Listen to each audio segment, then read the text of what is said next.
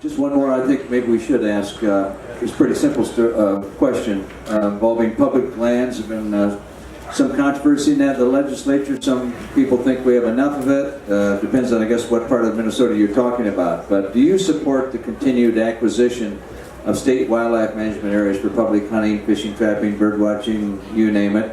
Mr. Walz, I'll ask you first. I do, and I would add a caveat then. We have to have the follow-through, all of us, and we have to have the follow-through from the legislature to make sure we're managing them correctly, so that we're not inadvertently forcing water onto other lands, whatever they might be. But this is, again, this is a very strong philosophical difference on public land.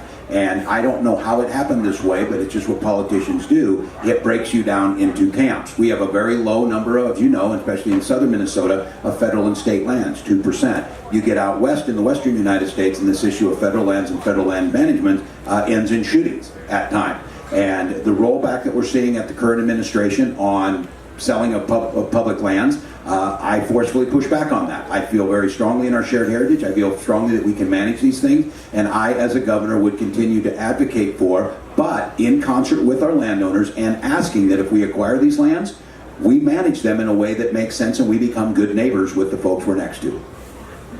So I wouldn't go so far as to say no net gain. I wouldn't be that stark, but I do have concerns about how much land government already owns. We have counties that are 70%, 75% public land, and that is a huge burden on actual people when they are paying their property taxes. So that is always a concern for me. I also have some concern that there seems to be a trend, at least with some of our public land purchases, that we're purchasing private land. Purchasing easements, conservation easements on private land, and they're not open to the public, so people aren't enjoying them in any positive way. So, you know, I'm going to be honest with you, I'm pretty skeptical of purchasing more land by government, but I'm not going to completely close the door.